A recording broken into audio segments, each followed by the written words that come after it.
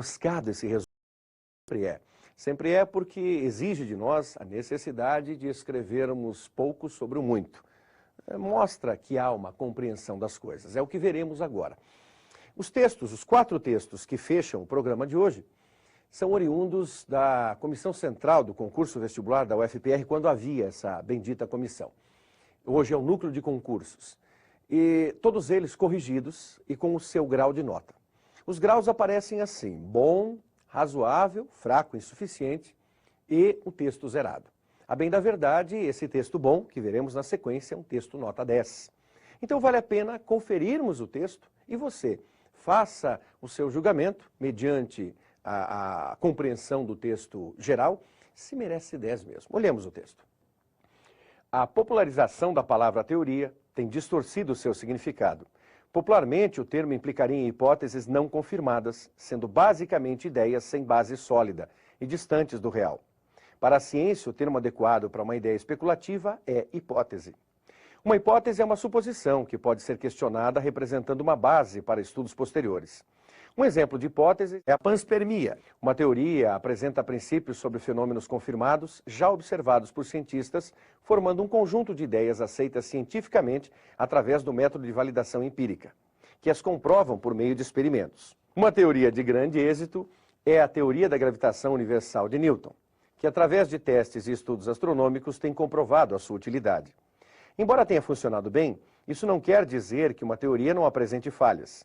Esse fato funciona como uma alavanca para o progresso científico.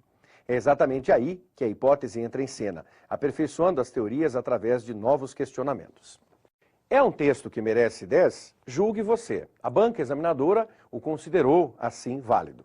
Nós fazemos algumas observações, modestas, evidentemente, e não questionando a nota da banca. Não nos compete isso.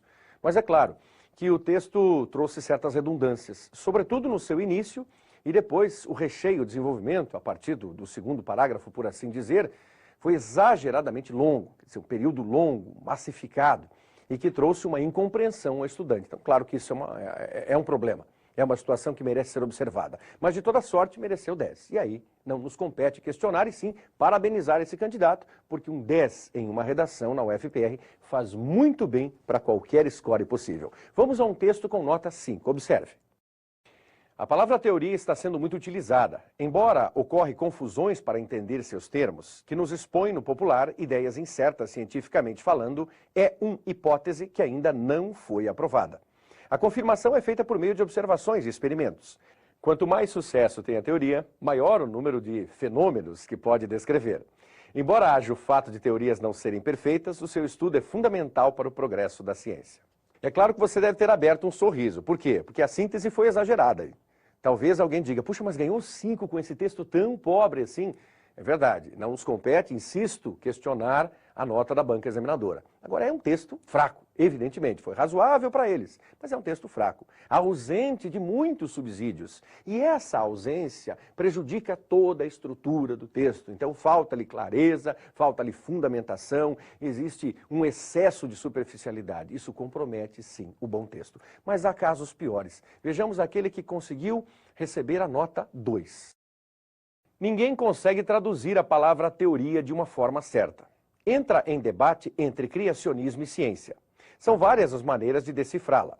Em uso popular é baseada em especulações. Para uns, teorias são ideias fora da realidade.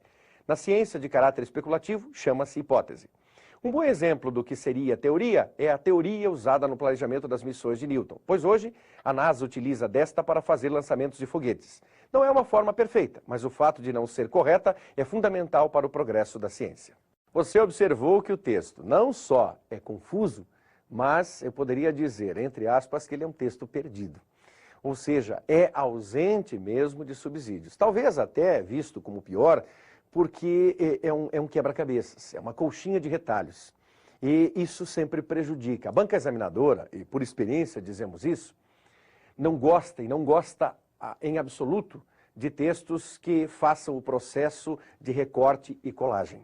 E esse texto nos parece isso em várias das suas facetas, além de ser confuso e permitir uma certa literação. Teoria, teoria, cria, recria e por aí afora. Quer dizer, nada feito. Um texto zerado. É o que veremos agora para fechar o nosso encontro e para você jamais observar esse tipo de exemplo, a não ser para sorrir, que é o que você fará agora. Não sorrir de quem o escreveu, mas sorrir da situação. Teoria, palavra comum em nosso vocabulário, está em nosso cotidiano. Ela nos traz a certeza de algo. Observou que o traz incomoda. Palavra que consiste, na maioria das vezes, num conjunto de ideias ainda não explicadas que procuram por algo para serem explicadas. Desde a antiguidade já haviam várias teorias, como a de Newton e Einstein. Ambas comprovadas posteriormente, depois de corrigidas seus mínimos erros, e que são aceitas até hoje. Um texto de opinião. Parece-nos mais um texto de opinião, fundamentado, é claro, no texto base, do que algo relativo ao resumo. Sem observar que a frase que desfecha, o que fecha o primeiro parágrafo, parece-nos aquela que muitas vezes vemos em para-choques de caminhões. Algo belíssimo mesmo, interessante. Você que passa meia hora atrás de um caminhão em determinada estrada, fica com aquela frase assim, martelando na cabecinha. É mais ou menos isso que ele tentou fazer. Quer dizer, é insuficiente porque é ruim, é zerado, porque ele não atendeu à tipologia textual, à proposta. Então, hoje, você pode zerar um texto quando se identifica, você pode zerar um texto quando foge da proposta completamente, se ausenta da tipologia textual ou não o faz. Nesse caso, houve uma fuga, sim, considerada pela banca examinadora, com firmeza, uma fuga completa e absoluta. E daí o texto zerado. Alguém poderia dizer, não, mas esse texto não está tão ruim assim como aquele que mereceu 5. Bom, esse é o seu julgamento, é a sua visão das coisas. De toda sorte, abandone os exemplos, faça o seu bom trabalho, exercite o texto. Obrigado pela sua presença conosco. Um grande abraço para você, aluno, aluna que está em processo de preparação para os vestibulares do final do ano. Não esqueça, a redação pode e faz diferença para um estudante que quer ingressar no ensino superior. Então escreva muito bem. E não só para passar no vestibular, mas quando você estiver na academia, como é necessário encontrarmos bons sujeitos, bons moços e boas moças que escrevam textos agradáveis.